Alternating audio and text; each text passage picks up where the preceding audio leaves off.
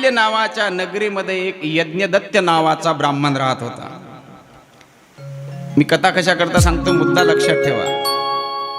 महादेवाच्या नैवेद्याच्या दर्शनाचं काय महात्म्य आहे, खाणं दूरच राहिलं. महादेवाच्या मंदिरामध्ये एक दिवा लावण्याचं काय महत्व आहे, त्या दीपदर्शनाचं काय महत्व आहे, त्याच्याकरता एक कथा तुम्हाला मी सांगणार आहे. यज्ञदत्त नावाचा ब्राह्मण कांपिल्य नगरीत राहायचा. अतिशय विद्वान, प्रकांड विद्वान होता. स्वतःही यज्ञ करायचा आणि दुसऱ्याकडूनही यज्ञ करून घ्यायचा. कारण ब्राह्मणाचा हे कर्म आहे.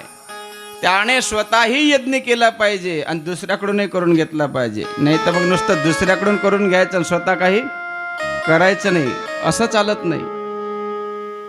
करणे आणि करून घेणे, दान घेणे आणि दान देणे, नुसतं दान घ्यायचं नाही तर दान दिलं सुद्धा पाहिजे. ब्राह्मणाचे जे षडकर्म सांगितले त्यात वर्णन आहे. आणि असा तो यज्ञदत्त, कांपिल्य नगरीमध्ये यज्ञदत्ताची फार मोठी प्रतिष्ठा होती. खूप मान सन्मान होता, कारण प्रकांड विद्वान होता आणि अतिशय संतुष्ट ब्राह्मण होता. जे मिळेल त्याच्यामध्ये संतुष्ट राहत होता. एकदा तर होता होता बातमी कांपिल्य नगरीच्या त्या राजाच्या कानावर गेली की आपल्या नगरीमध्ये फार मोठा प्रकांड विद्वान ब्राह्मण आहे, संतुष्ट ब्राह्मण आहे, स्वतःही यज्ञ करतो, दुसऱ्याकडून करून घेतो. सगळी प्रजा त्याचा मान सन्मान पूजन करतात. अरे मी तर राजा आहे, मी सुद्धा अशा प्रकारे त्याचा मोठा सन्मान केला पाहिजे. आणि म्हणून यज्ञदत्त ब्राह्मणाला राजाने आपल्या राजमहालात बोलावून घेतलं, त्याचं पूजन केलं, त्याचा सन्मान केला. नवे नवे त्याला एक हिऱ्याने मडवलेली सोन्याची अंगठी दिली, त्याची पूजा केली आणि अंगठी भेट म्हणून दिली. खूप मोठा सन्मान राजाने त्याचा केला. म्हणून विद्वान सर्वत्र पूज्यते म्हटलेलं आहे. विद्वानाची पूजा राजा सुद्धा करतो. अंगठी घेतली त्याने, घरी आला आणि घरी आल्याबरोबर देव्हाऱ्यामध्ये देवाजवळ ती अंगठी नेऊन ठेवली यज्ञदत्त ब्राह्मणाने. आणि तो भगवंताला बोलू लागला, महादेवाला, की हे प्रभू, आज मला एवढा मान, एवढी प्रतिष्ठा मिळत आहे, मला ही अंगठी सुद्धा आज भेट स्वरूपात राजाने दिलेली आहे. आणि हा सगळा प्रताप माझा नसून हा तुमच्या कृपेचा प्रताप आहे. नाही तर मला कोण ओळखते, मी तर एक साधा ब्राह्मण आहे. तुमच्या कृपेमुळे मला हे सगळं मिळत आहे, सगळे लोक मला नमस्कार करत आहे. मी तुझं काम करतो म्हणून माझा मान आहे. लक्षात ठेवा, तुम्हाला जर मान पाहिजे असेल तर तुम्हाला त्याचं काम करावं लागेल. आणि कोणालाही जर मान मिळत असेल तर त्याने अहंकाराने भारावून जाऊ नये. लोक जर तुम्हाला मानत असतील, लोक तुमची पूजा करत असतील, तुमच्या गळ्यामध्ये हार घालत असेल, नाही का, आता आम्हाला चांगला अनुभव येतो. ठिकठिकाणी गावोगावी महाराष्ट्रात फिरतो आम्ही, लोक मान सन्मान करतात, पूजन करतात, महाराज पाय धुतात. याचा अर्थ असा नाही की आम्हाला पाहून लोक करतात. आम्ही त्याचं काम करतो, त्याचा प्रचार करतो म्हणून लोक आम्हाला मानतात. हे तर आम्हाला कोण ओळखते. म्हणून मी नेहमी सांगत असतो, कलाकार असो, वादक असो, नाही का, गायक असो, वक्ता असो, लोक त्याला मानतात याचा अर्थ त्याला पाहून मानत नाही, ते त्या देवाची सेवा करतात म्हणून त्याला लोक मानतात. पण माणसाने अहंकाराच्या हवेने फुगून जाऊ नये की लोक मला मानतात, माझ्यामुळे मानतात, तुझ्यामुळे मानत नाही. अरे तुझ्याच्याने भाजला पापडही मोडणं होत नाही. लोक जे मानतात तुझ्यावर देवाची कृपा आहे, तू देवाचं काम करतो म्हणून तुला मानतात, म्हणून लोक तुम्हाला नमस्कार करतात. नाही तर घरी बायकोही तुम्हाला नमस्कार करत नाही, उलट तीच पाणी मागते तुम्हाला. असंही पाहिलं आम्ही. बाहेरच याचा तोरा असतो, बऱ्याच लोकांचा असते, बाहेर 7 बाजीवर आणि घरी एकाही बाजीवर नाही. म्हणून लक्षात ठेवावं की आपल्याला लोक नमस्कार करतात, ते आपल्याला करत नाही, ते या व्यासपीठाचा महिमा आहे. म्हणून कोणत्याही वक्त्याने असा अहंकार मनात धरू नये की मी मोठा विद्वान आहे म्हणून लोक माझ्या पाया पडतात. लोक तुझ्या विद्वत्तेच्या पाया पडत नाही, त्या व्यासपीठाचं पावित्र्य आहे आणि व्यासपीठाचा तो महिमा आहे. म्हणून लोक तुम्हाला ओळखतात, म्हणून तुमची पूजा होते. हा भाव आपल्या अंतःकरणामध्ये असला पाहिजे की मी माझ्या प्रभूचं कार्य करत आहो आणि म्हणून मला लोक मानतात, म्हणून लोक माझा सन्मान करतात. लहानपण देगा देवा, लहानपण देगा देवा, लहानपण देगा देवा, मुंगी साखरेचा रवा, मुंगी साखरेचा रवा, लहानपण देगा देवा, लहानपण देगा देवा, लहानपण देगा देवा. लहानपण देगा देवा. लहान राहावं माणसाने, कधी मोठं होण्याचा प्रयत्न करू नये. जीवनामध्ये नम्रता असणं फार गरजेचं आहे. अरे हत्ती होऊन लाकडं फोडल्यापेक्षा मुंगी होऊन साखर खावी की नाही. पण बऱ्याच लोकांना थोड्या थोड्या गोष्टीचा गग्गा येतो. चार चाली नाही आल्या तर म्हणते माझ्यासारखा गायक कोणी नाही. थोडंसं वाजवता नाही आलं की माझ्यासारखा वादक कोणीच नाही. नाही नाही नाही नाही, लय पडलेलं आहे जगतामध्ये एकापेक्षा एक. माझ्यासारखा वक्ताच कोणी नाही. अरे तू काय वक्ता आहे. त्यानं जर थोडं काही केलं ना, थोडी नजर तुझ्यावरची हटवली ना, तू वक्ता नाही राहत. वक्ता वक्ता घाण होईल तुझी. कळते की नाही माझी भाषा. मग वक्ता नाही राहत तू. बऱ्याच लोकांना वक्तृत्वाचा अभिमान, अहंकार. माझ्यासारखा वक्ता आणि माझ्यासारख्या तारखा कोणालाच नाही. एवढे पैसे असेल तर येतो. लेका पैशासाठी कीर्तन करतं काय, पैशासाठी कथा करतो काय. गुरुवारांच्या मुखातून मी ऐकलं आणि तुकोबारा सुद्धा म्हणतात, कथा करोनिया द्रव्य देते घेते तेही दोघे जाती नरकाशी. हे मी बोलत नाही बरं, हे तुकोबाराचे शब्द आहे. काय तुमची तक्रार असेल तर तुकाराम महाराजाकडे करा. ठीक आहे, अर्थ हा पुरुषार्थ आहे, पैसा गरजेचाही आहे. पण बऱ्याच लोकांना अहंकार येतो. चार टिपणं पाठ केले तेच ते वाचतं आणि लोक थोडे मानायला लागतात. काही थोडीफार कला असल्यामुळे यांचा गग्गा वाढत जातो महाराज. पण लक्षात ठेवा, एक दिवस नाही का अहंकाराच्या हवेने फुगलेला तुझा फुगा कधी फुटल सांगता येत नाही. म्हणून अहंकार येऊ देऊ नये. रोज देवाचे आभार मानावे की प्रभू आज ही मान प्रतिष्ठा ही पूज्यता मला मिळत आहे, हे माझ्यामुळे नाही, मी तुझं कार्य करतो म्हणून हे सगळं जग मला मानत आहे. यज्ञ दत्ताने अशा प्रकारे भगवंताशी संवाद साधला आणि भगवंताला म्हणतोय, राजाने भेट दिलेली अंगठी त्याने भगवंताला समर्पित केली, आपल्या देवाऱ्यामध्ये ठेवली. पण बघा कधी कधी मोठं कठीण होत असतं. हे जे धर्मप्रचारक असतात की नाही, देवा धर्माचा प्रचार करणारे, हे लोक जास्तीत जास्त घराबाहेर राहतात आणि राहावंच लागतं त्यांना. आता या गावला तर हा कार्यक्रम झाला की दुसऱ्या गावला घरी राहण्याची संधी या धर्मप्रचारकांना फार कमी मिळते. तसंच या यज्ञदत्ताच्या जीवनामध्ये झालं. हा घरी फार कमी राहत होता, धर्माचा प्रचार करत होता. त्याला एक मुलगा होता आणि त्या मुलाचं नाव होतं गुणनिधी. अतिशय सुंदर मुलगा होता गुणनिधी. पुढे तो तरुण झाला होता. हा बाहेर राहायचा बाप. मुलाच्या शिक्षणाकडे लक्ष राहत नव्हतं त्याचं, कारण नेहमी बाहेर फिरायचा प्रचार कार्याकरता.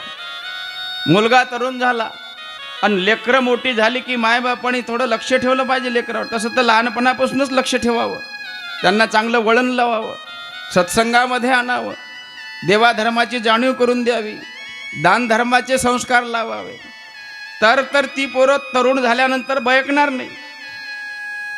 आणि जे तरुण झाल्यावर बयकत नाही, चुकीच्या मार्गाने जात नाही, तीच मुलं कदाचित भविष्यात मायबापाची सेवा करू शकतात. जी मुलं चुकीच्या मार्गाने तरुणपणात जातात ती मायबापाला मानत नाही, मारायला सुद्धा मागे पुढे पाहत नाही. असे उदाहरण मी माझ्या डोळ्यांनी पाहिलेले आहे. कशा करता सांगतो मी, मायबापाचं लक्ष लेकरावर असणं फार गरजेचं आहे. तुम्ही द्या त्यांना मोठमोठे मोबाईल घेऊन द्या, स्मार्टफोन घेऊन द्या, सगळं द्या, पण किमान आपली मुलं कोणाशी बोलतात, काय बोलतात हे नेहमी पाहत राहिलं पाहिजे, चेक केलं पाहिजे. नाही तर भविष्यात तुमच्या रडायची पाळी येईल. मोबाईलचं युग आहे, मोबाईल मुला मुलींना दिलाच पाहिजे, पण आपली मुलगी कोणाशी बोलते, आपला मुलगा कोणाशी बोलते, रात्री 12-12, 2-2, 3-3 वाजेपर्यंत झोपत नाही तर पोरं आजकाल. बरं, शहरातली गोष्ट सोडा, खेड्यापाड्यामध्ये सुद्धा तीच अवस्था आहे. कोणी पहा उठसूट त्या मोबाईलमध्ये थुतनाड घालून बसलेलं दिसतं. रस्त्याने जाताना पहा वट्यावर बसलेले पोरं बोलतील नाही एकमेकाशी, आपापल्या मोबाईलमध्ये तोंड घालून. घरी तसंच, घरी दारी सारखंच. मायबापाचं कर्तव्य आहे, मुलांना हे सगळं द्या, पण लक्ष ठेवा. जर तुम्ही लक्ष ठेवलं नाही तर यज्ञदत्तासारखी तुमची परिस्थिती झाल्याशिवाय राहणार नाही. यज्ञदत्ताचं लक्ष नव्हतं की मुलगा नेमका घरी काय करतो, कोणाकडे जातो, त्याचे मित्र कोण आहे. आपल्या मुलामुलींचे मित्र आपल्याला माहीत असले पाहिजे. लक्षात ठेवा की आपल्या मुलीचे मित्र कोण, मैत्रिणी कोण, मुलाचे मित्र मैत्रिणी कोण, हे आपल्याला माहिती असणं गरजेचं आहे. कारण काळ मोठा खराब आहे, कधी काय होईल काही सांगता येत नाही महाराज. हा गुणनिधी नेमकं काय करतो तारुण्यामध्ये, यज्ञदत्ताला काहीच माहित नाही. तो आपला धर्म कार्य करण्यात मग्न होता. पण एके दिवशीची घटना, यज्ञदत्त धर्म कार्य करून जेव्हा नगरीत प्रवेश केला त्याने, तर प्रवेश केल्याबरोबर एका ओट्यावर काही तरुण पोरं गप्पा करत बसलेली होती. एवढ्यात यज्ञदत्ताचं लक्ष त्या मुलांकडे गेलं. जवळ गेला तो. जवळ गेल्यानंतर पाहतो तर एका तरुण मुलाच्या बोटामध्ये याला राजाने भेट दिलेली अंगठी दिसली, त्या तरुण पोराच्या बोटात. त्याने विचारलं, का रे? म्हटले, ही अंगठी? म्हणे, ही अंगठी माझी आहे. तो मुलगा म्हणू लागला. यज्ञदत्त म्हणतो, नाही नाही, अरे ही अंगठी माझी आहे, मला राजाने भेट दिली होती, तुझ्या बोटात कशी काय आली? तो मुलगा म्हणतो, या आधी तुमची होती पण आता ती माझी झाली. म्हणे, कशी काय? म्हटले, महाराज तुम्ही मुकाट्याने घरी जा, मी जर तुम्हाला काही सांगितलं तर तुम्हाला भयंकर दुःख होईल, पण ही अंगठी माझी आहे या तीळमात्र संशय नाही आहे. पण यज्ञदत्त म्हणतो, नाही नाही, ही अंगठी माझीच आहे. त्यावेळेला महाराज यज्ञदत्त हट्ट करू लागला, सांग तुझ्या बोटात कशी आली? मग त्या मुलाने सांगितलं. म्हटले, बाबा तुमचा जो मुलगा आहे ना गुणनिधी, तो दररोज माझ्यासोबत गंजीपत्ता खेळतो, जुगार खेळतो. ब्राह्मणाचा पोरगा माझ्यासोबत जुगार खेळतो. जुआ खेळत असताना जवळचे सगळे पैसे संपले त्याच्या. मग तो घरी गेला आणि घरी जाऊन ही अंगठी आणली आणि अंगठी डावावर लावली. ती अंगठी मी जिंकली. मग आता अंगठी कोणाच झाली? म्हणून ही अंगठी माझी झाली.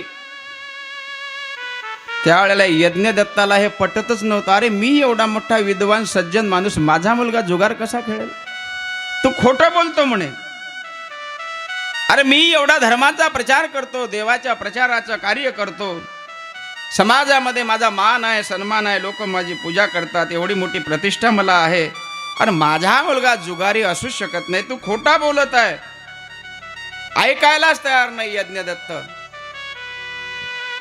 त्यावेळेला महाराज तो तरुण म्हणू लागला. म्हटले, हे भूदेवा, मी खोटं बोलत नाही, ही गोष्ट सत्य आहे. तुमचा मुलगा दररोज गंजीपत्ता खेळतो, जुगार खेळतो, आणि अजून पुढची जर गोष्ट तुम्हाला सांगितली तर जास्त दुःख होईल, म्हणून तुम्ही आता मुकाट्याने घरी जा.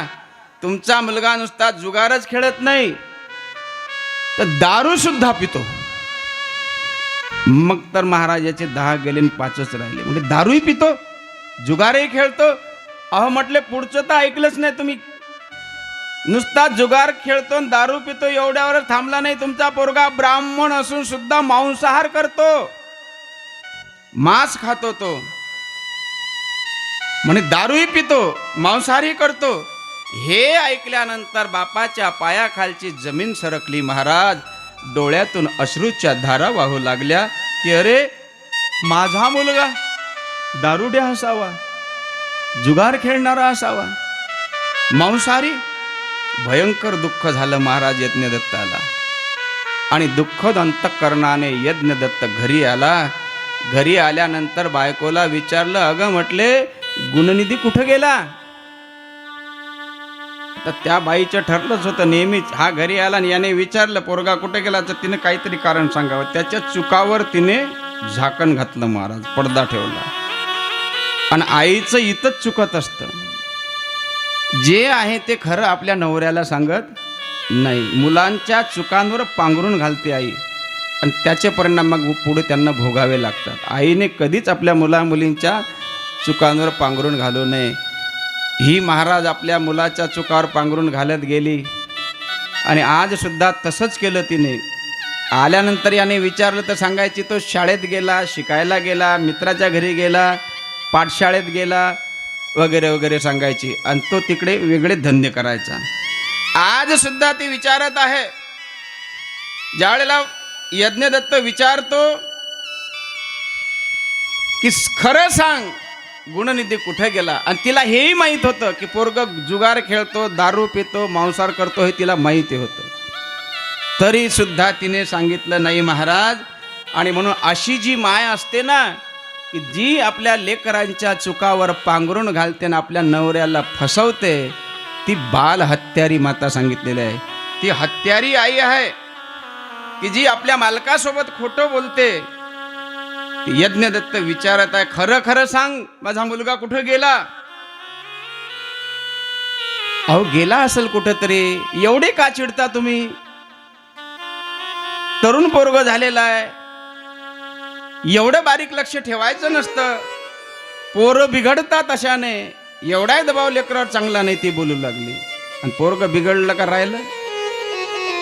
पोरग तर बिघडलेलं आहे, येईल, तुम्ही शांत राहा.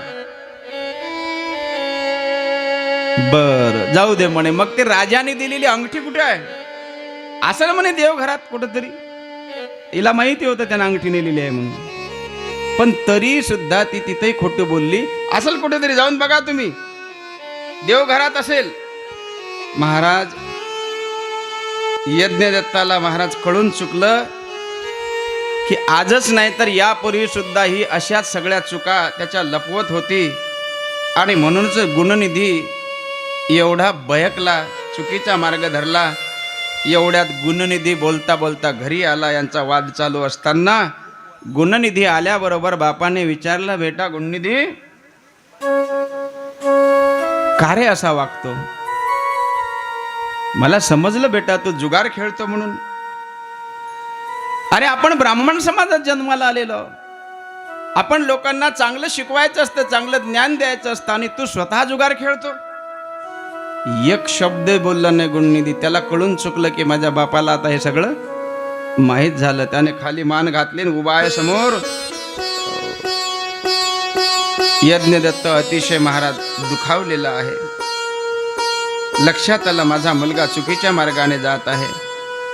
म्हटले गुणनिधी चांगलं नाही बेटा आहे. जुगार खेळतो तो, दारूही पितो, मांसाहार करतो. मग तर एक नाही दोन नाही, एकदम गप्प ऐकून घेत आहे. बाप म्हणतो गुणनिधी अरे माझं संपूर्ण आयुष्य राजा धर्म कार्य करण्यात गेलं, देव कार्य करण्यात गेलं. आपल्या गावाचंच नव्हे तर सगळीकडे माझा मान सन्मान आहे. आणि तू माझा मुलगा असून सुद्धा दारू पितो, जुगार खेळतो, मांसाहार करतो. हे पाप कर्म करणं चांगलं नाही आहे. अरे एखाद्या सामान्य माणसाने ह्या गोष्टी केल्या तर त्याला सामान्य पाप लागेल.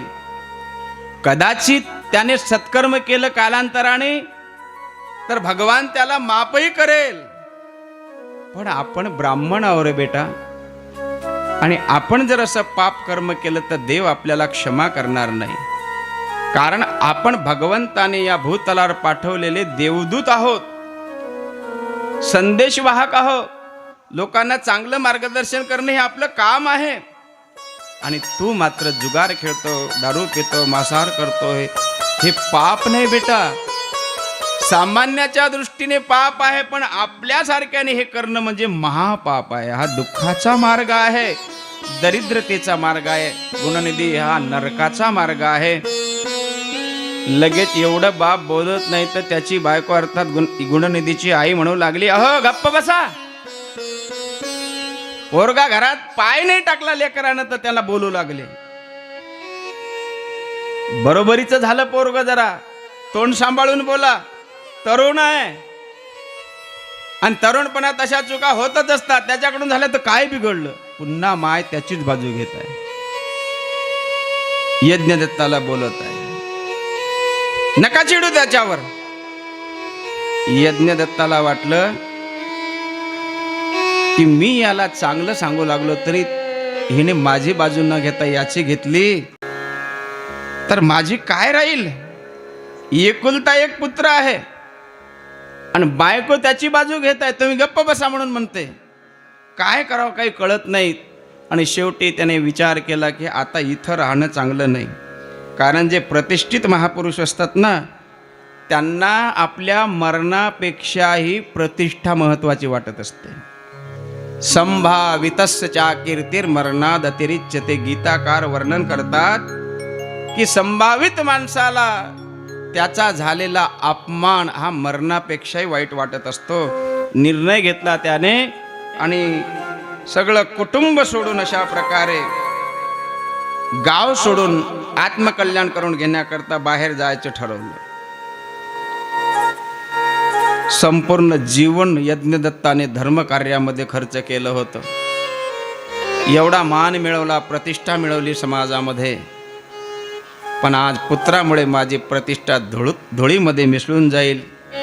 रात्रभर विचार केला त्याने आणि आपला मान सन्मान प्रतिष्ठा जाण्यापूर्वी आपण हे गाव, हे घर, हे कुटुंब सगळं सोडून निघून जावं. आणि सकाळीच उठला महाराज ब्रह्ममुहूर्तावर. थोडेफार धर्मशास्त्राचे ग्रंथ सोबत घेतले, काही कपडे सोबत घेतले, थोडं पूजेचं साहित्य सोबत घेतलं आणि घर दार बायको पोरग गाव सोडून आत्मकल्याणाकरता यज्ञदत्त निघून गेले. सकाळीच सगळे उठले, पाहतात तर यज्ञदत्त दिसत नाही. गावात शोध घेतला, तिथंही नाही. परिसरात शोधलं, आसपासच्या गावात शोधलं, कुठंच सापडले नाही यज्ञदत्त. मुलाला वाटलं माझ्या या वाईट कर्मामुळे माझा बाप घर सोडून निघून गेला, पण त्याला त्याचं वाईट नाही वाटलं. त्याला तर उलट बरं वाटलं. बरं झालं म्हणे, हे म्हातारा आलं की उगाच बडबड करायचं. बऱ्याच तरुण पोरांना म्हाताऱ्यांनी नाही का बापाने चांगलं सांगितलेलं पटत नाही, उगा बडबड करायचं म्हणे. बरं झालं निघून गेलं, एकदाची पिढा गेली. आता तर त्याला रान मोकळं झालं. आणि मग बापाने जे काही धन कमवलेलं होतं ते धन महाराज दररोज न्यायचा. तो पैसा अडका काय असेल ते, सोनं नाणं दररोज न्यायचा. जुगार खेळायचा, दारू गांजा मांसाहार वाईट कार्यामध्ये पैशाचा अपव्यय करू लागला. एक दिवस तर दारू पिऊन घरी आला आणि आईला म्हणू लागला, आई मला अजून पैसे पाहिजे, दे कुठंतरी ठेवून असतील तर, मला दारू प्यायची आहे. बाबांनी तुझ्याकडे काहीतरी पैसे देऊन ठेवले असतील. आता तिच्याजवळ 1 रुपया शिल्लक राहिला नव्हता. शेवटी तो आईला त्रास देऊ लागला, मारू लागला. आणि मग तिचे डोळे उघडले. ती म्हणते, अरे गुणनिधी, तुझा बाप बोलत होता ते बरोबर होतं. तुझ्या बापाने किती मेहनत करून अशा प्रकारे हाडाची काड रक्ताचं पाणी करून धन मिळवलं. सगळी व्यवस्था आपल्या घरामध्ये तुझ्या बापाने करून दिली, सगळ्या सुखसोयी दिल्या, पण व्यसनाच्या आहारी जाऊन तू सगळं धुळीस मिसळवलं. माझ्याकडे काही राहिलं नाही रे. त्यावेळेला गुणनिधी म्हणतो, आई तू खोटी बोलताय, नक्कीच तुझ्याकडे धन आहे, दे लवकर माझ्याकडे, जर देशील नाही तर मी तुला मारील. धन कुठंच नव्हतं, अंगावर दागिने जे होते, महाराज धावत गेला, तिच्या अंगावरचे दागिने महाराज हिसकून घेतले त्याने. आई म्हणू लागली, गुणनिधी अरे एवढीच माझी म्हातारपणाची पुंजी आहे, एवढी राहू दे. पण दारूच्या नशेत महाराज तो सगळं विसरला, नातं गोतं, आणि आईला मार मार मारू लागला. लक्षात ठेवा, म्हणून लेकराचे गुण दोष झाकून ठेवत नका जाऊ.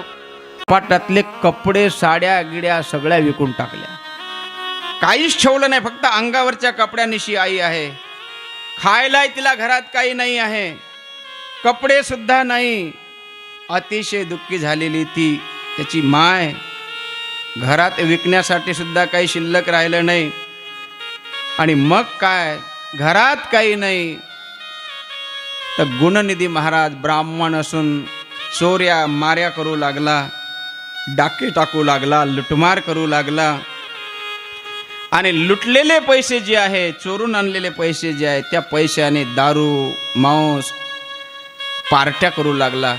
मित्रांवर पैसे उधळू लागला. सगळे मित्र त्याच्या पैशावर मजा करू लागले, त्याची स्तुती करू लागले, डोक्यावर उचलून घेऊ लागले. एक लक्षात ठेवा, तुम्ही मित्राला खाऊ पिऊ घातलं तरच मित्र तुमचे आहे, नाही तर महाराज कठीण परिस्थितीत मित्र तुम्हाला सोडून जातात. आणि कठीण परिस्थितीतच मित्राची परीक्षा असते. सर्व धन आपल्या मित्रांवर उधळू लागला. इकडे त्याच्या आईला पतीचा वियोग झाला, पुत्राचा त्रास, तिचं म्हातारपण, घरात खायला काहीच नाही आहे, तडफडू लागली, अन्न करू लागली, तरी गुणनिधीच्या आईला अन्न मिळत नाही.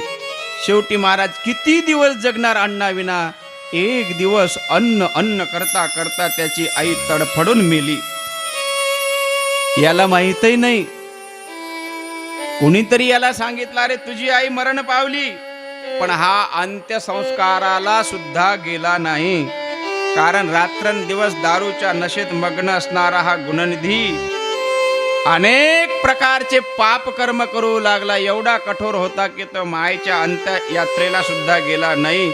एकही पाप करण्याचं सोडलं नाही या गुणनिधीने. शेवटी महाराज याचं तारुण्य ढळत चाललं, वृद्धावस्थेकडे वाटचाल सुरू झाली. म्हातारपण आलं, आणि म्हातारपण आल्यानंतर मग चोरीही करू शकत नाही, लुटमार करू शकत नाही, जवळ काही धन नाही, काय करावं कळत नाही. तरुणपणामध्ये सगळं धन, बापाचे धन उधळलं, चोऱ्या माऱ्या करून आणलेलं धनही मित्रावर उधळलं.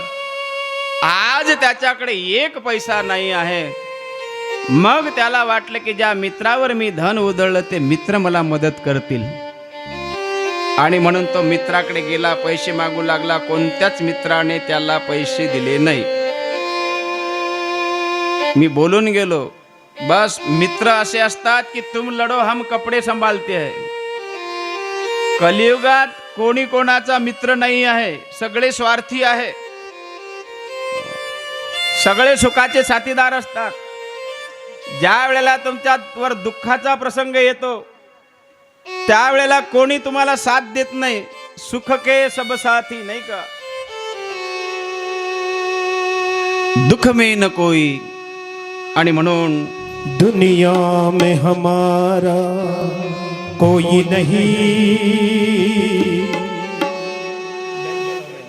दुनिया में हमारा कोई नहीं, सब साथी है प्यारे मतलब के. दुनिया में हमारा कोई नहीं, दुनिया में हमारा कोई नहीं, सब साथी है प्यारे मतलब के. दुनिया में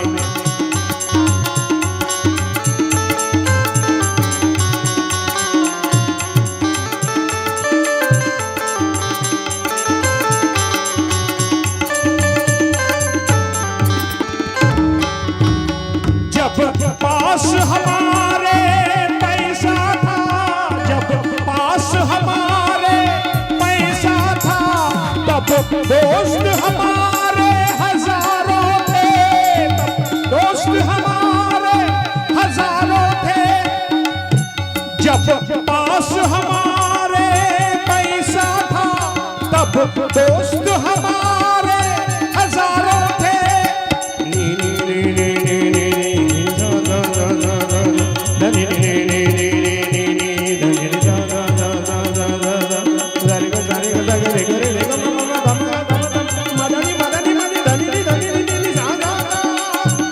जब पास हमारे पैसा था तब दोस्त हमारे हजारों थे, अब पास हमारे कुछ भी नहीं, अब पास हमारे कुछ भी नहीं, तो दोस्त किसी का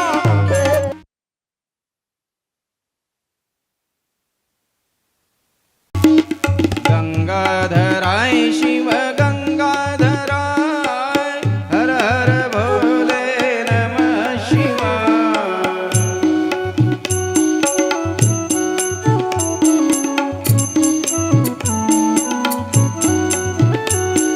नमः शिवाय ओम नमः शिवाय हर हर भोले नमः शिवाय।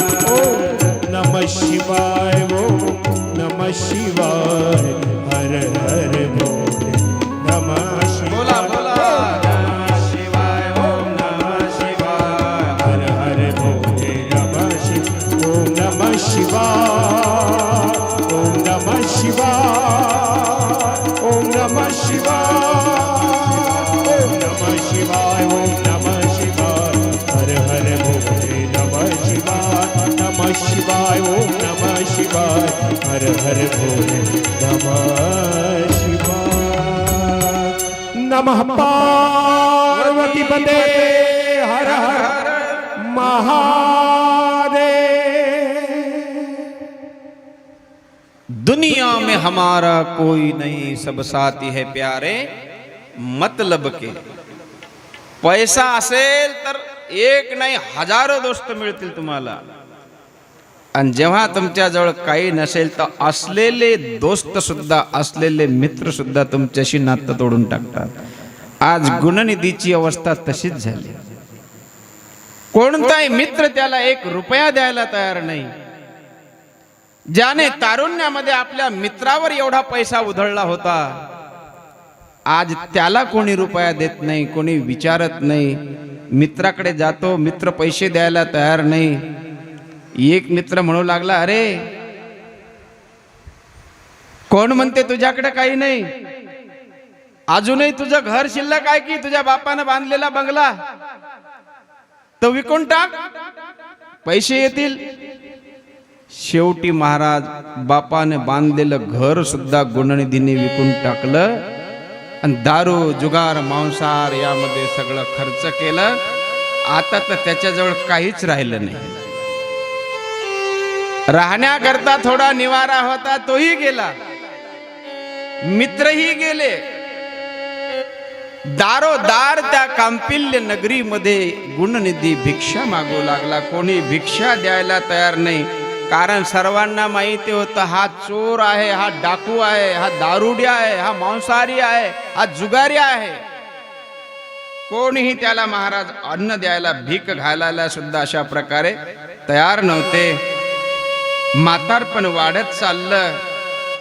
पूर्वीचा मांसाहारी असल्यामुळे शरीरामध्ये म्हातारपणात अनेक रोग निर्माण झाले. रोगाचं घर झालं जणू त्याचं शरीर. म्हणून लक्षात ठेवावं, जे लोक मांसाहारी आहे, व्यसनी आहे, त्यांना म्हातारपणात अनेक प्रकारचे रोग जडत असतात. निर्व्यसनी माणसाला होत नाही असं नाही, फार कमी होतात. जास्त रोग जर कोणाला होत असेल तर जे लोक व्यसन करतात, मांसाहार करतात, व्यसनाने आपलं सगळं शरीर खराब करून टाकतात. शाकाहारी माणसाला एवढा रोग होईल एवढ्या रोगाची भीती नसते महाराज, पण मांसाहारी माणसाला मात्र भयंकर रोग जडत असतात म्हातारपणामध्ये. हे जे नवनवीन रोग आपण पाहू लागलो, लोकांना अनेक मोठमोठे रोग होऊ लागले, ते कशाने? एवढ्या बायपास होत होत्या का पहिले? जास्तीत जास्त नाही का 100%मध्ये 90% मांसाहारी लोकांची बायपास सर्जरी होते. कशाने होऊ लागले? मांसाहार केल्याने, व्यसन केल्याने. म्हणून मी सांगत असतो, या कलियुगामध्ये नाही देवपूजा करणं झाली तरी चालेल, पण शाकाहारी राहिलं पाहिजे माणसाने. शाकाहारी राहणं सुद्धा एक फार मोठं तप आहे या युगामध्ये. म्हणून निर्व्यसनी राहण्याचा प्रयत्न करावा. दारुड्या गुणनिधी, मांसाहारी गुणनिधी त्याच्या शरीरामध्ये अनेक प्रकारचे मोठमोठे रोग निर्माण झाले. चालू ठेवत जाणार. त्या रोगामुळे शरीर जीर्ण शीर्ण झालं महाराज. जिकडे तिकडे फिरतो, गावामध्ये भटकतो आहे. लोक त्याचा अपमान करतात. म्हातारपणात शरीर साथ देऊ लागलं नाही. हातपाय असून नसल्यासारखी अवस्था झाली. मज नाही हातपाय, डोळा पडली झापड. कर्णही बधीर झाले, वाचा बोले बोबड, अशी अवस्था झाली. जे तरुणपणात लोक त्याला भीत होते, ते म्हातारपणात त्याला दगडाने काठीने मारू लागले. एक काळ असतो माणसाचा, त्या काळात लोक तुम्हाला घाबरतील, पण काही विशिष्ट काळ निघून गेल्यानंतर नाही का घाबरणारे लोकच तुम्हाला जोड्याने मारतील. लोक मारू लागले, अरे हा दारुड्या आहे, हा जुगारी आहे, हा मांसाहारी आहे, मारा याला. जिकडे तिकडे गावात त्याचा अवमान होऊ लागला. म्हणून विचार करण्यासारखी गोष्ट आहे, ज्याच्या बापाचा गावातले सगळे लोक मान सन्मान करत होते, राजा सुद्धा मान सन्मान करत होता, त्याच प्रतिष्ठित बापाचा हा मुलगा आहे गुणनिधी.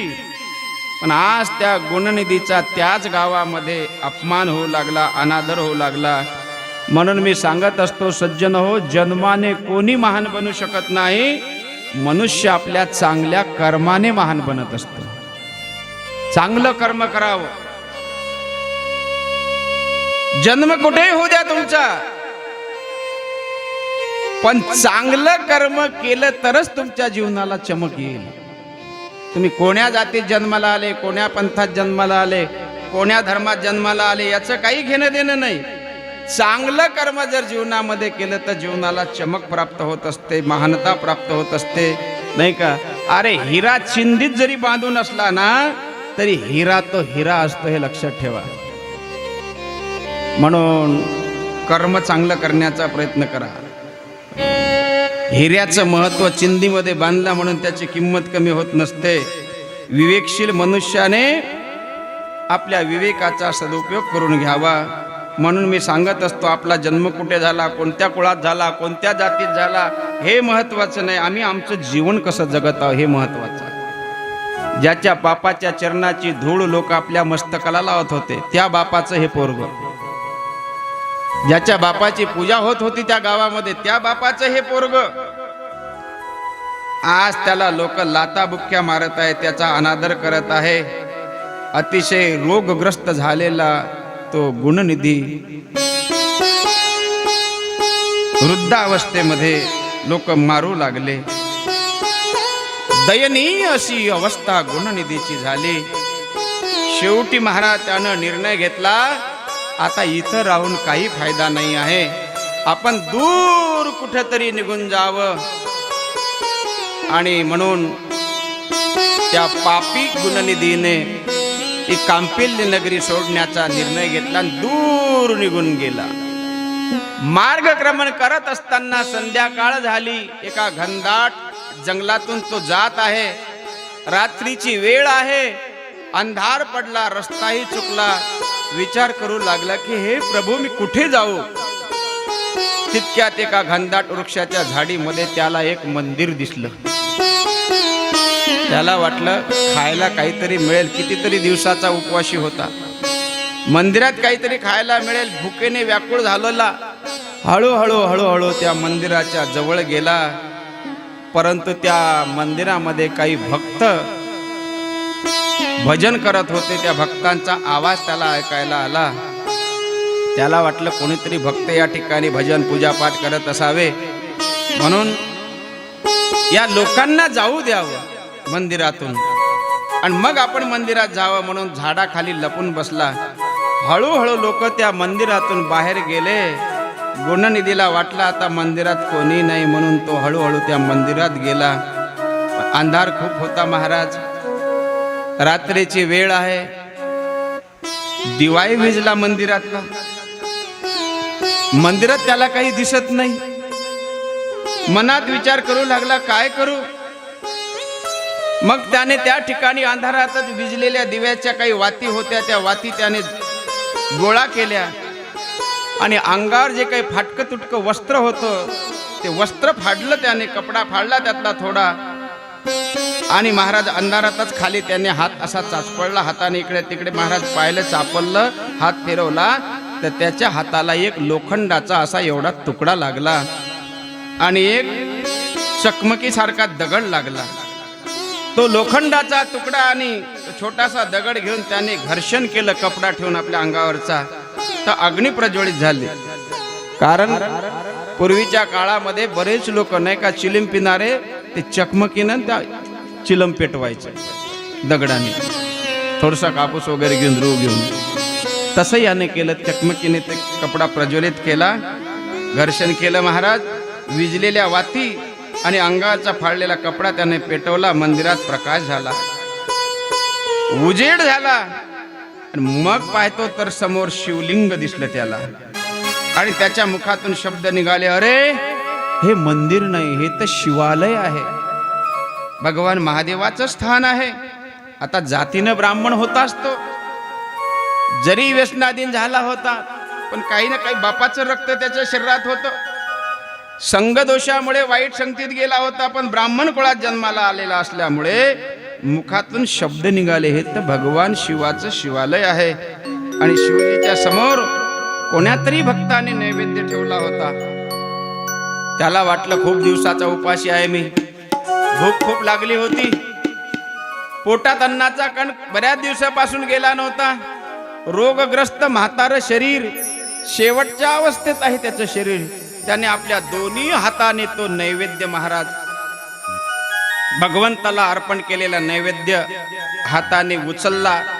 खाण्याच्या तयारीत होता, तेवढ्यात पूजा करून बाहेर गेलेले काही लोक त्यांनी मागं फिरून पाहिलं तर मंदिरात लख्ख प्रकाश दिसला.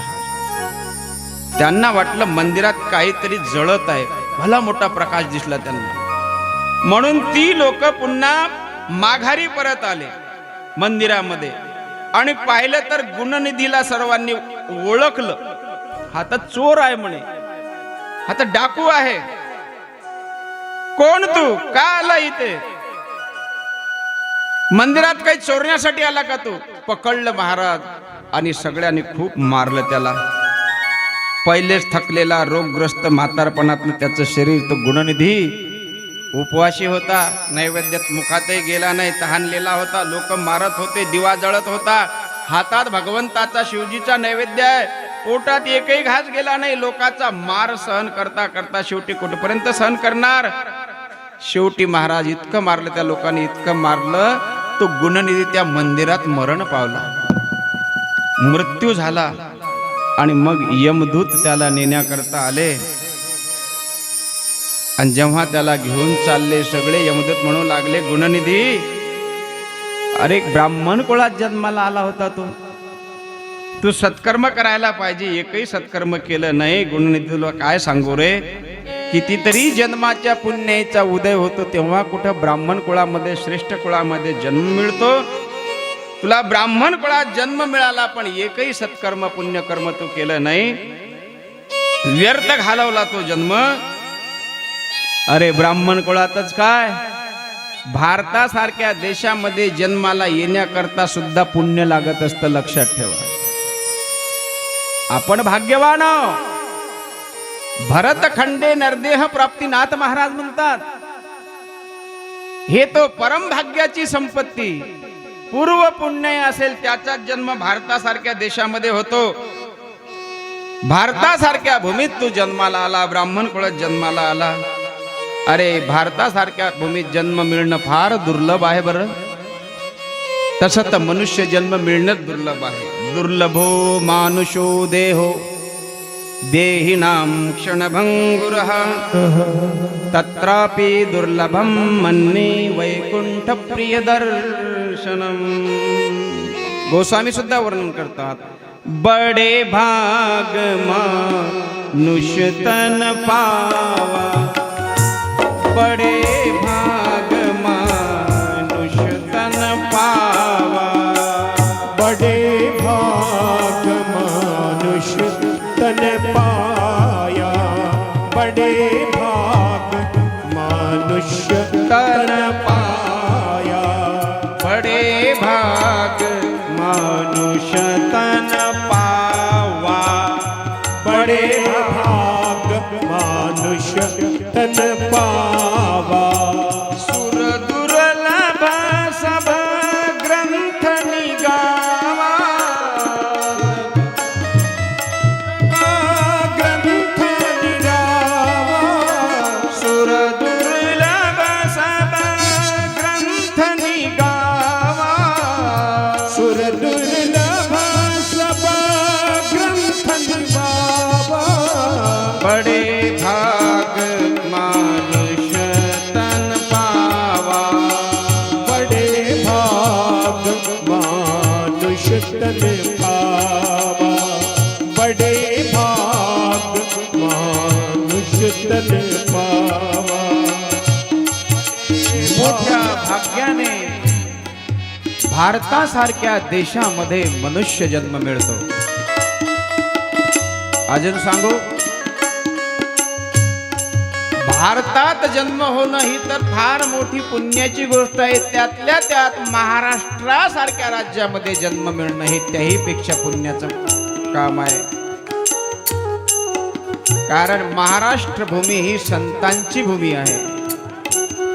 या महाराष्ट्रामध्ये अनेक मोठमोठे महान अमलात्मा संत होऊन गेले. नामदेव महाराज, ज्ञानोबा राय, सावता महाराज, तुकोबा राय, गोरोबा काका, चोखोबा राय, वारकरी संप्रदायामध्ये मोठमोठे संत होऊन गेले, त्यागी संत होऊन गेले. आणि संसार करून परमार्थ कसा करायचा हेही आमच्या वारकरी संतांनी आम्हाला शिकवलं. आपल्या विदर्भामध्ये तुकडोजी महाराज, गाडगे महाराजासारखे संत होऊन गेले, गजानन महाराज. आणि म्हणून भारतात जन्माला येणं हे तर पुण्याचीच गोष्ट आहे, पण महाराष्ट्रात जन्माला येणं हे महापुण्याची गोष्ट आहे. महाराष्ट्र ही संतांची भूमी आहे. आणि म्हणून अशा भूमीमध्ये जन्माला येऊन जर सत्कर्म न करता तुम्ही मेले तर तुमच्या जगण्याला काही तथ्य नाही, तुमच्या जन्माला येण्याला काही महत्व नाही आहे. यमाचे दूत त्या गुणनिधीला म्हणतात, अरे भारतासारख्या देशात जन्माला येणं हे एक मोठं श्रेष्ठ वरदान आहे आणि तू त्या वरदानाचं परिवर्तन श्रापामध्ये करून टाकलं. आता तुझी खैर नाही गुणनिधी, आता आम्ही तुला यमपुरीत नेऊन खूप मारणार आहोत, तुझ्या पापाची शिक्षा तुला देणार आहोत. लक्षात ठेवा, केलेलं पाप हे भोगावंच लागतं. काही पाप इथंच भोगावी लागतात आणि काही पाप तुम्हाला वर गेल्यानंतर भोगावी लागतात. म्हणून शक्यतो चांगलं कर्म करावं. लोक पाप करतात आणि देवाला दोष देतात. देवाला तुमच्या पापाचं पुण्याचं काही घेणं देणं नाही. तुम्ही चांगलं कर्म केलं तर त्याचं फळ चांगलं मिळेल. मी नेहमी सांगत असतो, आज केलेलं सत्कर्म उद्या तुमचं सद्भाग्य बनल्याशिवाय राहणार नाही आणि आज केलेलं दुष्कर्म उद्या तुमचं दुर्भाग्य बनल्याशिवाय राहणार नाही. विनाकारण कोणाला काही दोष देऊन फायदा नाही. जे काही मिळते ते आपल्या कर्माचं फळ आहे. म्हणून तर मोठे सुंदर शब्द आहे. जगी जीवनाचे सार घ्यावे जाणणी सत्वर. जगी जीवनाचे सार घ्यावे जाणुनी सत्वर. जैसे ज्याचे कर्म तैसे फळ देतो ईश्वर. जैसे ज्याचे कर्म तैसे फळ देतो ईश्वर. जगी जीवनाचे सार घ्यावे जाणून सत्वर जगी जीवनाचे सार घ्यावे जाणून सत्वर जैसे ज्याचे कर्म तैसे फळ देतो रे ईश्वर जैसे ज्याचे कर्म तैसे फळ देतो रे ईश्वर टाळी टाळी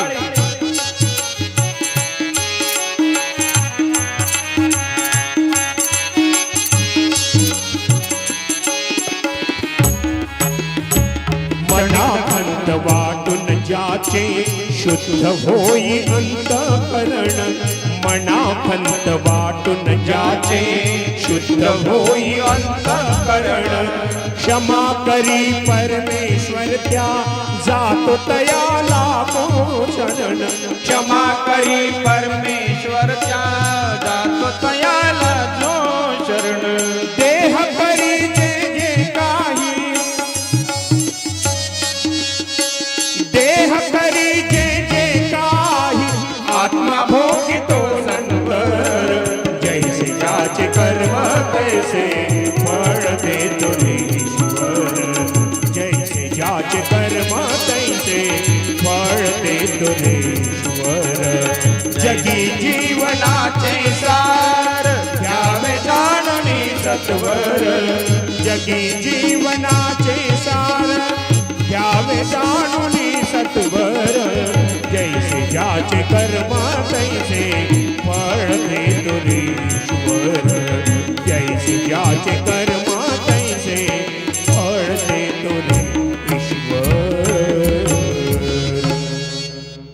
जसं तुम्ही कर्म कराल तसं तुम्हाला त्याचं फळ मिळणार आहे बीज बोया बबुल का तो आम कहां से खाए नाही का क्षणिक सुखासाठी आपुल्या कुणी होतो नीती भ्रष्ट कुणी त्याग जीवन आपले दुःख जगी करण्या नष्ट सोड सोड माया सारी सोड सोड माया सारी आहे जग हे नश्वर जैसे ज्याचे कर्म तैसे फळ देतो रे ईश्वर जैसे ज्याचे कर्म तैसे फळ कराल तसं भराल म्हणून चांगलं कर्म करण्याचा प्रयत्न करा गुणनिधीला यमदूत सांगतात तुझ्या कर्माचं फळ तर तुला मिळणारच आहे यमपुरीच्या दिशेने गुणनिधीला नेत असताना तेवढ्यात भगवान शंकराचे कैलासामध्ये डोळे उघडले समाधीस्थ असणारे महादेवजी डोळे उघडले आपल्या गणांना आदेश दिला की अरे त्या गुणनिधीला मान सन्मान सहित कैलासात घेऊन या यमदूत त्याला यमपुरीकडे नेत आहे जा लवकर आकाश मार्गाने शिवगण निघाले गुणनिधीला आणण्यासाठी शिवगणाच्या भाळी त्रिपुंड हातात डमरू त्रिशूळ कानात कुंडले मुखात हर हर महादेव हर हर महादेव गळ्यात रुद्राक्ष माळा शरीराला भस्माचा लेप शिवगण सुद्धा अगदी शिवा समान दिसत होते आणि एकदम दुरूनच यमदूतांना त्यांनी ललकारलं हे यमदूतांनो सोडा त्याला ते आमचं गिराईक आहे आम्ही त्याला न्यायला आलो कैलासामध्ये यमदूत म्हणतात नाही नाही नाही नाही हे गिराईक तुमचं नाही हे आमचं आहे हा महापापी आहे आणि याला याच्या पाप कर्माची सजा आम्ही दिल्याशिवाय राहणार नाही म्हणून यमलोकात घेऊन चाललो तुम्ही परत जा तुमचा काहीतरी गैरसमज झाला असावा हा महापापी आहे हे गिराईक तुमचं नाही शिवगण म्हणतात आमचा काही गैरसमज झाला नाही आम्हाला आमच्या महादेवाने आदेश दिला की आम्ही त्याला कैलासात घेऊन जाणार म्हणजे जाणार आणि वाद झाला यमदूतांचा शिवगणाचा शेवटी यमदूतांच्या लक्षात आले यांच्यासोबत वाद करणं चांगलं नाही कारण शेवटी महादेवाचे गण आहे ते सोडलं गुणनिधीला आणि गुणनिधीचा जीवात्मा महादेवाच्या गणाच्या हाती सोपवला यमदूत तिथून निघून गेले दिव्य विमानात बसवलं त्याला महाराज आणि कैलासात घेऊन आले शिवगणाने सांगितलं गुणनिधी उतरवलं त्याला विमानातून, उभा राहिला. अरे उभा का राहतो, जात मध्ये शिवजी विराजमान आहे, दर्शन कर. आणि गुणनिधी महादेवाच्या जवळ गेला, दर्शन घेतलं, महादेवाच्या चरणावर त्याने लोळण घेतलं. म्हणू लागला, प्रभू केवढी कृपा केली तुम्ही माझ्यावर. मी तर नरकाचा अधिकारी आहे. यमाचे दूत मला घेऊन जात होते, तेच बरोबर होतं. त्यांच्या तावडीतून मला तुम्ही सोडवलं, कैलासात आणलं, आपलं दर्शन मला होत आहे. हे कोणतं पुण्य आहे. मी तर माझ्या उभ्या आयुष्यात एकही पुण्यकर्म केलं नाही, पण आज मला यमाच्या तावडीतून सोडवलं आणि मला तुमचं दर्शन होत आहे. माझ्या कोणत्या जन्मातलं पुण्य असेल हे. त्यावेळेला भगवान शंकर म्हणतात, गुणनिधी अरे तुझं कोणतंच पुण्य नाही, पण तुझा जो बाप होता ना यज्ञदत्त, त्याच्या पुण्याचा प्रताप आहे हा. तो माझा भक्त होता. तुझ्या बापाने त्याचं अख्खं आयुष्य माझ्या आराधनेमध्ये, माझ्या पूजनामध्ये, पुण्यकर्म करण्यामध्ये खर्च केलेला आहे, धर्मकार्यात खर्च केलं. तुझे वडील माझे परम भक्त होते गुणनिधी, आणि त्यांच्या पुण्याईनेच तू शेवटच्या क्षणी का होईना शिवालयात पोहोचला. ही तुझ्या बापाची पुण्याई होती. तू तर पापीच आहे, आणि माझा नियम आहे गुणनिधी, कितीही मोठा पापी असू दे, तो आयुष्यामध्ये एकदा जरी माझ्या शिवालयात पोचला ना, त्याचा एक जन्म नाही तर हजारो जन्माच्या पापातून मी त्याला मुक्त करतो. गोपाल कृष्ण भगवान की जय. कैलास के निवासी, ओ कैलास के निवासी, नमो बार बार हूँ कैलाश के निवासी, कैलाश के निवासी, नमो बार बार हूँ आयो शरण तिहारे, आयो शरण तिहारे, भोले तार तार हूँ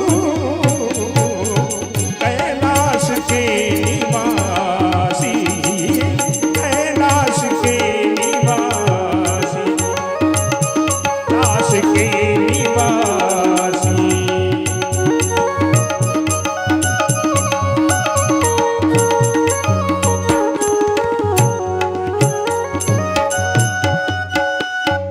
भक्तों को कभी भी तुमने निराश ना किया है, टाळी वाजवा, टाळी वाजवा. भक्तों को कभी तुमने निराश ना किया है, मांगा जिन्हें जो चाहा वरदान दिया है, मांगा जो जिसने चाहा वरदान दे दिया है. बड़ा है तेरा जायना, हो, बड़ा है तेरा जायना, बड़ा तू दातार है, बड़ा है तेरा जायना, बड़ा तू दातार है.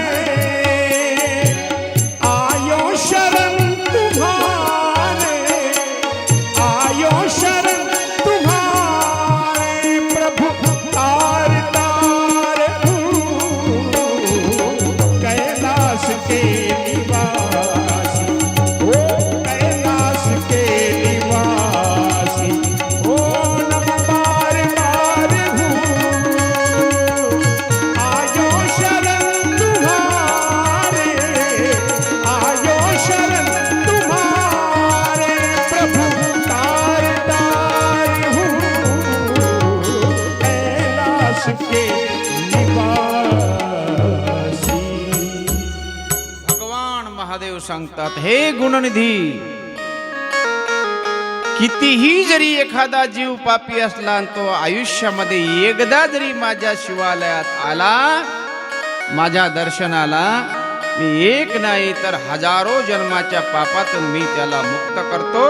म्हणून हे गुणनिधी, तो आयुष्यभर पाप करत राहिला, परंतु शेवटी अंतिम समयी तो माझ्या शिवालयात पोहोचला. आणि केवळ शिवालयात आलाच नाही, तर विजलेला दिवा माझ्या शिवालयामध्ये. आणि माझं तत्व आहे गुणनिधी, जो कोणी माझ्या शिवालयामध्ये आयुष्यात फक्त एकदा जरी कोणी फक्त दीप प्रज्वलित करतो, त्याचा एक जन्म नाही तर हजारो जन्मात मी त्याच्या आयुष्यामध्ये प्रकाशच प्रकाश करून देतो. हे महादेवाचे शब्द आहेत. जो कोणी माझ्या मंदिरामध्ये, माझ्या शिवालयामध्ये एक दिवा लावतो, त्याचं संपूर्ण जीवन मी प्रकाशमय करतो. माझ्या शिवालयामध्ये तो एक दीप प्रज्वलित केला शेवटच्या क्षणी, आणि जरी तुला प्रसाद खायला मिळाला नाही, माझ्या प्रसादाचं दर्शन झालं, तू मस्तकावर धारण केला. आणि माझं तत्व आहे, जो माझा प्रसाद मस्तकाला लावतो त्याला गंगा स्नानाचं फळ मिळते. जो दुसऱ्यांना वाटतो, जेवढ्या लोकांना तो प्रसाद वाटतो, त्याला तेवढ्या यज्ञाचं फळ मी देतो. आणि जो माझा नैवेद्य स्वतः डोळ्याने पाहून मस्तकाला लावत नाही, ग्रहण करत नाही, तो माझा भक्त असून पुण्यवान असूनही नरकात पडतो. आणि जो मस्तकाला लावून प्रसादाचं सेवन करतो, त्याच्या फळाचं मी काय वर्णन करू. स्वतः व्यास महाराज म्हणतात, फलम वक्तो न शक्नोमी. जो माझ्या नैवेद्याचं दर्शन करतो त्याला मी माझं कैलास धाम देतो. अंतिम समय तू माझ्या शिवालयात आला, माझ्या मंदिरात आला, दिवा लावला, दर्शन केलं नैवेद्याचं. सांग गुणनिधी, तुझी काय इच्छा आहे. मी कथा कशा करता सांगितली तुम्हाला, की भगवान शंकराच्या नैवेद्याचं दर्शन जरी झालं तरी पाप्यातला पापी मनुष्य सुद्धा त्याचं कल्याण होतं. एक दीप जरी प्रज्वलित केला तरी त्याचं कल्याण होतं. सांग, एवढा मोठा पापी गुणनिधी, यानं आईला मारलं, बाप त्याच्या त्रासाने घर सोडून निघून गेला, अनेक लोकांचे घर लुटले, मांसाहार केला, मदिरापान केलं, जुगार खेळला, एवढं सगळं पाप त्यांनी केलं. पण शेवटच्या क्षणी शिवालयात गेला, दिवा प्रज्वलित केला, प्रसाद ग्रहण केला. प्रसाद ग्रहण जरी करायला मिळाला नाही, दर्शन झालं, त्याचं कल्याण केलं माझ्या महादेवानी. सांग तुझी काय इच्छा आहे. त्यावेळेला गुणनिधी म्हणतो, प्रभू, मी जे शिवालयात गेलो ना, हे माझ्या बापाच्या पुण्याईमुळे. आज सुद्धा आज तुमचं दर्शन या कैलासामध्ये मला होत आहे, ते माझ्या बापाची पुण्य आहे. पण प्रभू हात जोडतो तो आणि म्हणतो, मी आज आदरपूर्वक सांगतो की हे माझं काहीच नाही आहे, हे सगळं माझ्या वाडवडिलाची पुण्य आहे. जसं तुकोबाराय म्हणतात, तुका म्हणे मज न घडता सेवा, पूर्व पुण्य ठेवा ओढवला.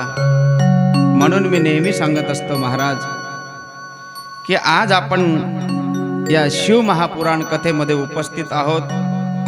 अरे हे आपलं तर पुण्य आहेच, पण खऱ्या अर्थाने इथं जेवढे म्हणून बसलेले असतील त्या सगळ्यांच्या आई वडिलाचं, त्यांच्या पितरांचं हे पुण्य आहे. आणि म्हणून आम्ही कथेत आहोत, नाही तर कथा कोणालाही ऐकायला मिळत नाही. ज्यांचे पूर्वज पुण्यवान असतात, ज्याचे मायबाप पुण्यवान असतात, तेच माणसं सत्संग करू शकतात. कोणालाही सत्संगात येण्याची भावना होत नाही. पुण्यकर्म तीच लोक करतात ज्यांचे वाड वडील पुण्य करत होते. कारण सत्कर्माचं फळच सत्कर्म आहे, सत्संगाचं फळच सत्संग आहे. मी बोलून गेलो, जे तुम्ही पेराल ते उगवणार आहे, लक्षात ठेवा. आणि म्हणून खऱ्या अर्थाने आज आपण पुण्यवान आहोत.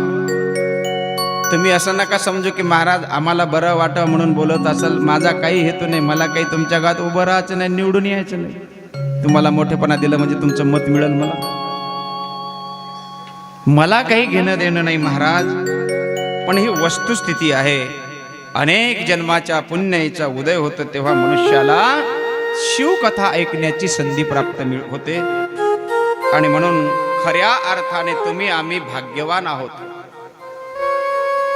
जे दुर्भाग्य जीव असतात जवळ कथा असली तरी ते ऐकू शकत नाही. ते कथेपासून सत्संगापासून वंचित राहतात. आणि कशा करता सत्संग करायचा आहे तर सत्संगामधून जे मिळते ते कुठूनच मिळत नाही. कोण्या विद्यालयात नाही, कोण्या कॉलेजमध्ये नाही, कुठेच नाही. सत्संगामध्ये काय मिळते हो महाराज? गोस्वामीजींना विचारा बरोबर. बिनु सत्संग विवेक न होई, बिनु सत्संग विवेक न होई, राम कृपा बिनु सुलभ न सोई, राम कृपा बिनु सुलभ न सोई. बिनु सत्संग विवेक न होई, टाळी टाळी बिनु सर्वांनी. सत्संग विवेक न होई, राम कृपा बिनु सुलभ न सोई, राम कृपा बिनु सुलभ न सोई. गोस्वामी तुलसीदासजी वर्णन करतात, सत्संगामध्ये काय मिळतं तर विवेक मिळतो. आणि विवेक हा सर्व गोष्टीचं मूळ आहे. माणसाला विवेक असणं फार गरजेचं आहे. सगळ्याच गोष्टीचा विवेक असावा, खाण्या पिण्याचा, राहण्याचा, वागण्याचा. कारण विवेक हा मानवी जीवनाचा शृंगार आहे. विवेक आमची शोभा आहे. अरे विवेक आमचा परिचय आहे. अजून सांगू, विवेक आमचा मुकुट आहे. आपल्या सनातन वैदिक परंपरेमध्ये सर्वात पहिली पूजा जर कोणाची केल्या जाते तर विवेकाची. मग कोणतंही कार्य असू द्या, प्रापंचिक कार्य असू द्या, पारमार्थिक कार्य असू द्या, सर्वात पहिले पूजा कोणाची होते? विनायकाची. विनायक म्हणजे गणपती बाप्पा आणि गणपती म्हणजे विवेक. कारण गणपती विवेकाची देवता आहे. आणि म्हणून आमच्या लोकप्रियतेचं, आमच्या सफलतेचं प्रतीक जर काय असेल तर विवेक आहे. विवेक जर विवेक असेल तरच तुम्ही नम्र बनाल. विवेक माणसाच्या ठिकाणी नम्रता आणून देते. आणि असा हा विवेक तुम्हाला कोणा शाळा कॉलेजमध्ये शिकवल्या जात नाही, महाविद्यालयात शिकवल्या जात नाही. तो विवेक फक्त संताच्या जवळ आहे. संत तेथे विवेका असने कीजी. चंद्र तेथे चंद्रिका, शंभु तेथे अंबिका. चंद्र तेथे चंद्रिका, शंभु तेथे अंबिका. संत तेथे विवेका असने कीजी. संत तेथे विवेका असने की. ज्ञानोबा वर्णन करतात, चंद्र तेथे चंद्रिका, जिथे शंभू आहे तिथे अंबिका आहे, आणि जिथे संत आहे तिथे विवेक आहे. आणि म्हणून असने गोस्वामी तुलसीदासजी आपल्या रामायणामध्ये सर्वात पहिली भक्ती जर कोणती सांगत असेल तर ती भक्ती म्हणजे सत्संग. प्रथम भगते संतन कर संगा, दुसरी रती मम कथा प्रसंगा. श्रीराम जय राम, जय जय राम. श्रीराम जय राम, जय जय राम. श्रीराम जय राम, जय जय राम. श्रीराम जय राम, जय जय राम. प्रथम भगति संतन कर संगा. प्रथम भगति संतन कर संगा. प्रथम भगति संतन कर संगा. प्रथम भगति संतन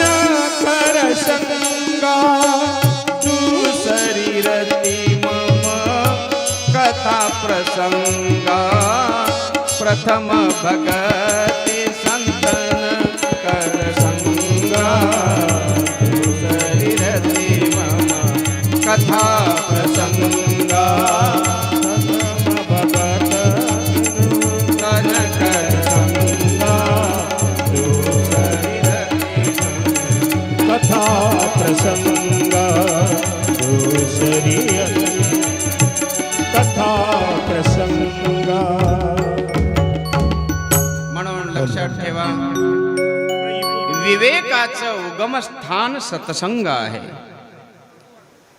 विवेकाचं जन्मस्थान प्रगटस्थान सत्संग आहे. अरे विवेकाचं मूळ स्थान सत्संग आहे. ज्याच्या जीवनामध्ये सत्संग नाही त्याच्या जीवनात कधी विवेक येणार नाही.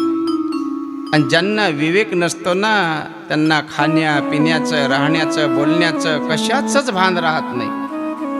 म्हणून जीवनामध्ये विवेक असणं फार गरजेचं आहे. विवेकामुळेच लोकप्रियता प्राप्त होते. ज्यांच्या बोलण्यात विवेक आहे तीच माणसं लोकप्रिय होतात. जे लोक खाण्यापिण्याचा विवेक ठेवतात त्यांचंच शरीर तंदुरुस्त राहतं. आज लोक पाहत होते, ज्या घरात जाऊ त्या घरात रोगी लोक पाहायला मिळतात. त्याचं कारण पिण्याचा विवेक राहिला नाही. काही खातात, काही पितात, काही बोलतात, मुखात येईल ते बोलून टाकतात. म्हणून जीवनामध्ये विवेकाचं फार महत्त्व आहे. आणि तो विवेक फक्त सत्संगात प्राप्त होतो. सत्संगाचं उगमस्थान नाही का, विवेकाचं उगमस्थान जन्मस्थान प्रगटस्थान सत्संग आहे. म्हणून गोस्वामी म्हणतात, बिनु सत्संग विवेक न होई, राम कृपा बिनु सुलभ न सोई. भगवान महादेव म्हणतात, गुणनिधी सांग तुझी काय इच्छा आहे. गुणनिधी म्हणतो, प्रभू माझ्या बापाच्या पुण्यामुळे मला हा कैलास लोक प्राप्त झाला. म्हणून हे महादेवा, मी हा जन्म तर व्यर्थ घालवला, पण आज तुम्ही माझ्यावर प्रसन्न आहात, मला वरदान मागायला सांगता, तर मला एक वरदान द्या. म्हणे कोणतं? मला परत मनुष्य जन्म द्या. गुणनिधी म्हणतो, जर मला तुम्ही माणसाच्या जन्माला या भूतलावर पाठवलं तर मी माझी चूक सुधारेल आणि माझ्यासारखे चुकीच्या मार्गाने जाणारे अनेक गुणनिधी त्यांना मी चांगल्या मार्गाला लावेल. एक संधी द्या प्रभू मला मनुष्य जन्माची. त्यावेळेला महादेवजी म्हणतात, ठीक आहे. पुन्हा मनुष्य जन्म दिला त्या गुणनिधीला. एवढा मोठा पापी, पण महाराज वाडवडिलाची पुण्याईन शेवटी त्याला मरणाच्या वेळी दीप प्रज्वलित केला, नैवेद्य दर्शन झालं महादेवाचं. तर पुन्हा त्याला मनुष्य जन्म दिला. महादेवाने प्रसन्न होऊन नंतर कलंगी देशाचा राजा अरिदम, त्या अरिदम राजाच्या घरी गुणनिधी पुत्राच्या रूपात जन्माला आला. बघा, आता राजाच्या घरी जन्म झाला, त्याचा नाव ठेवलं त्याचं दम. म्हणून एक लक्षात ठेवा, केवळ मनुष्य जन्म मिळाला म्हणजे संपलं असं नाही. मानव जन्म मिळणं तर महत्वाचं आहे, पण नुसतं मानव जन्म मिळणंच महत्वाचं नाही, तर तो जन्म पवित्र संस्कारी कुळामध्ये मिळणं हे त्याहीपेक्षा महत्वाचं आहे. माणसाला काही कमी आहे का जगात? आजच्या मितीला जगाची लोकसंख्या पाहू गेलो, भारताची नाही संपूर्ण विश्वाची 8 अरबच्या वर आहे. एवढी माणसं आहेत. सगळेच माणसं सत्संग करतात काय? तुमच्या गावची लोकसंख्या किती, लोक किती? म्हणून नुसतं मनुष्य जन्म मिळणं गरजेचं नाही, महत्वाचं नाही. तुकडोजी महाराजांना सुद्धा म्हणावं लागलं, माणूस द्या मज माणूस द्या. कोणता माणूस? संस्कारी माणूस. माणसाला काय कमी होती का तेव्हा? महाराजांना माणसं भेटत नव्हती. सांगण्याचं तात्पर्य मानव जन्म मिळणं महत्वाचं नाही, तर संस्कारी मायबापाच्या पोटी जन्माला येणं ही महत्वाची गोष्ट आहे. दारुड्या दुर्व्यसनी मायबापाच्या पोटी जन्म झाला तर आयुष्यभर दुःख भोगावं लागतं. म्हणून परमात्म्याचे तर आपण आभार मानले पाहिजे की प्रभूंनी आम्हाला संस्कारी मायबापाच्या पोटी जन्माला घातलं. हे माझ्या प्रभूचे अनंत उपकार आहे. म्हणून चांगल्या कुळात जन्माला येणं ही सुद्धा प्रभूची कृपा आहे. आज गुणनिधी एका राजाच्या घरी पुत्राच्या रूपात जन्माला आला आणि ते सुदृढ आला. सगळे अवयव चांगले, नाही तर माणसाचा जन्म मिळाला पण एक हातच नाही, काय फायदा? माणसाचा जन्म मिळाला पण एक पायच नाही, असे नाही जन्माला आलेले, असे लोक जन्माला आलेले आहेत. हात नाही, पाय नाही, नाही का, दृष्टी नाही, ऐकायला येत नाही, अंगभंग शरीर मिळणं,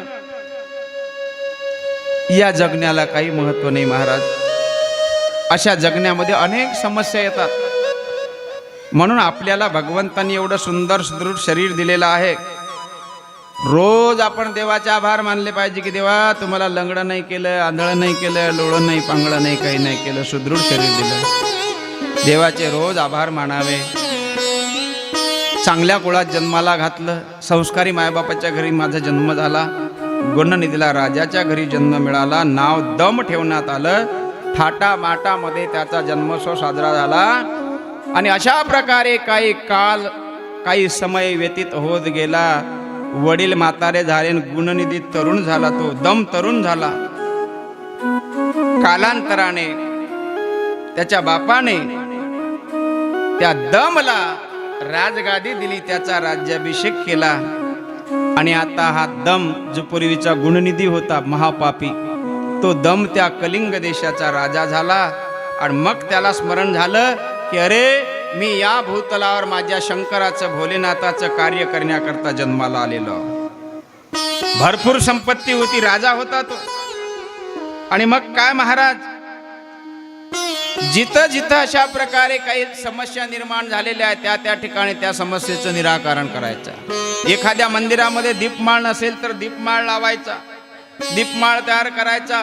शिवालयामध्ये एखाद्या जर काही नैवेद्याची व्यवस्था नसेल तर त्या ठिकाणी नैवेद्याची व्यवस्था करायचा. नवे नवे एखाद्या गावामध्ये जर शिवाचं मंदिर नसेल, शिवालय नसेल तर त्या ठिकाणी जाऊन शिवालयाची निर्मिती. आपलं संपूर्ण जीवन त्याने शिवाच्या आराधनेमध्ये, शिव कार्यामध्ये समर्पित केलं. तन मन धनाने शिवजीची पूजा केली. एक नाही तर करोडो लोकांना शिवभक्तीचं महत्व पटवून दिलं. गावोगावी जायचा, घरोघरी जायचा लोकांच्या, आणि महादेवाचा महिमा सांगायचा. शिवदर्शनाचा, दीपदर्शनाचा, नैवेद्य दर्शनाचा महिमा त्याने सांगितला. आणि नंतर शिव कार्य करता करता करता करता हा गुणनिधी, हा दम राजा, त्याची अंतिम घडी आली. महादेवाला म्हणू लागला, प्रभू माझी अंतिम घडी जवळ आलेली आहे, मला संधी दिली तुम्ही, पुन्हा मनुष्य जन्म दिला. मी माझ्या परीने त्या संधीचं सोनं करण्याचा प्रामाणिक प्रयत्न केला. जे काही मला करता येईल ते मी करण्याचा प्रयत्न केला प्रामाणिकपणे. बस आपल्या चरणी आता मला जागा द्यावी. काही चुका झाल्या असतील तर हे प्रभू मला क्षमा करा. आणि आज हा गुणनिधी अर्थात दम राजा अंतिम श्वास मोजत आहे, महादेवाचं स्मरण करत आहे. स्मरण करता करता करता या गुणनिधीचे, या दमचे श्वास थांबले.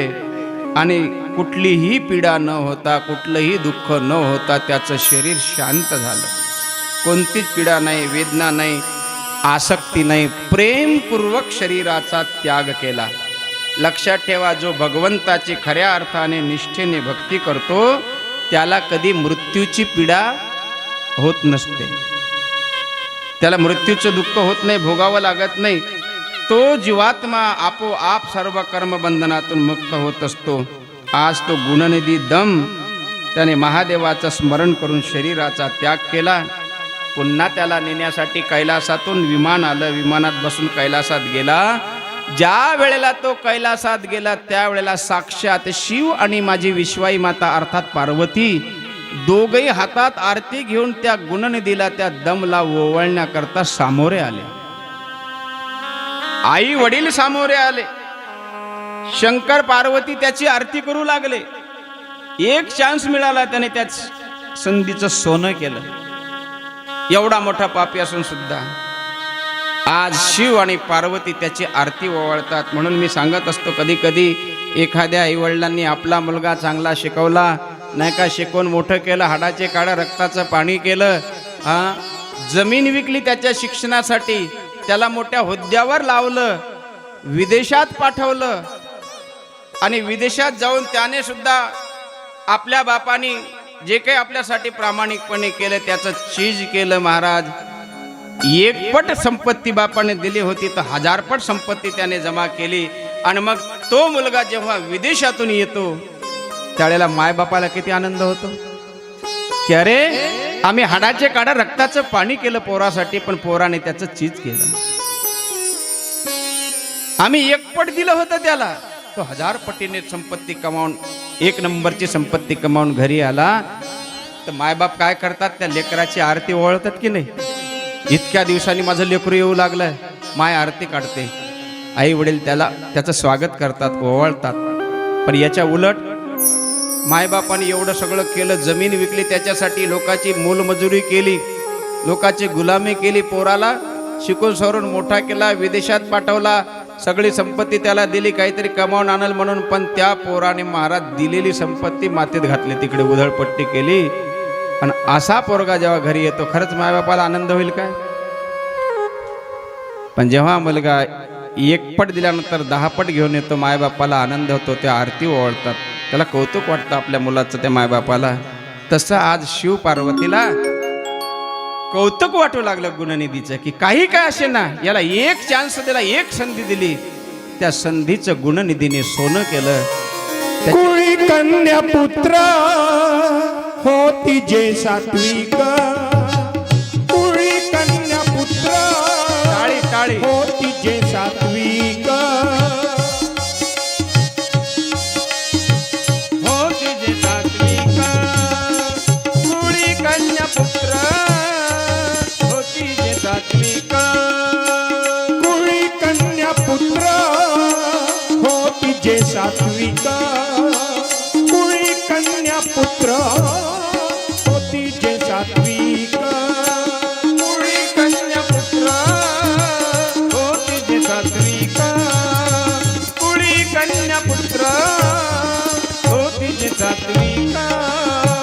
तयाचा हरिक वाटे देवा, तयाचा हरिक वाटे देवा, कुळी कन्या पुत्र होती जे सात्विक, कुळी कन्या पुत्र होती जे सात्विक, कुळी कन्या पुत्र होती जे सात्विक. तयाचा हारिक वाटे देवा. अरे सात्विक मुलं जन्माला आले, मुली जन्माला आल्या तर देवाला हारिक येतो. माझा विषय चालला असा, एखादा मुलगा विदेशातून जेव्हा घरी येतो तर मायबाप त्याचं स्वागत करतात, की काही का असे ना बेटा, आमच्या मेहनतीचं तू अशा प्रकारे चीज केलं, 1 पट दिलं, तो 1000 पटीने कमावून आणलं, तुझं स्वागत आहे. लक्षात ठेवा सज्जन हो, आपण ज्या देशात राहतो खऱ्या अर्थाने तो देश आपला नाही आहे. कळते ना माझी भाषा तुम्हाला. आपण सध्या कुठे आहो, देशात आहो का परदेशात आहो, बोलत जा तुम्ही. देशात आहो की परदेशात आहो, एक सांगा. अरे हा देश आपला नाही आहे बरं. महाराज म्हणतात ना, देश वेश नवे माझा सहज फिरता आलो, करू सत्ता कौनावरी कोटे स्थिर राहिलो. हा देश आपला नाही आहे, आपला देश वेगळा आहे. आपल्याला इथं पाठवलं आपल्या मायबापाने, अर्थात भगवंतानी, शिव पार्वतीनी. आपण इथे आलो विदेशात, आपला देश तर वेगळा आहे महाराज, आणि इथून आम्हाला जायचं आहे. जसा गुणनिधी गेला तो दम गेला कमाई करून, आणि कमाई करून मुलगा आल्यावर जसा मायबापाला आनंद होतो तसा आपल्याला इथून कमाई करून आपल्या देशात जायचं आहे. आपला देश कोणता? प्रभू जिथे राहतो, प्रभूचा जो देश आहे तो आपला देश आहे, तिथे आपल्याला जायचं आहे, तो आपला खरा देश आहे. महादेवजी म्हणतात, गुणनिधी दम, खूप प्रसन्न आहे रे मी तुझ्यावर आज. सांग तुला काय देऊ, काय पाहिजे, तू जे मागशील ते देण्यासाठी मी तयार आहे. गुणनिधी म्हणतो प्रभू खरंच तुम्ही मला देणार? म्हणे हो, तू माग तर खरं. बघा बरं प्रभू, अरे माग, तो तुला जे म्हणशील ते वरदान मी देणार आहे. अरे माझं नाव महादेव आहे, मागितल्यानंतर मागितलं तेवढं जो देतो त्याला देव म्हणतात, आणि मागितलं नाही तरी सुद्धा देतो त्याला महादेव म्हणतात. मी महादेव आहे, सांग तुला काय पाहिजे. खरंच प्रभू मी मागेल ते वरदान द्याल ना तुम्ही?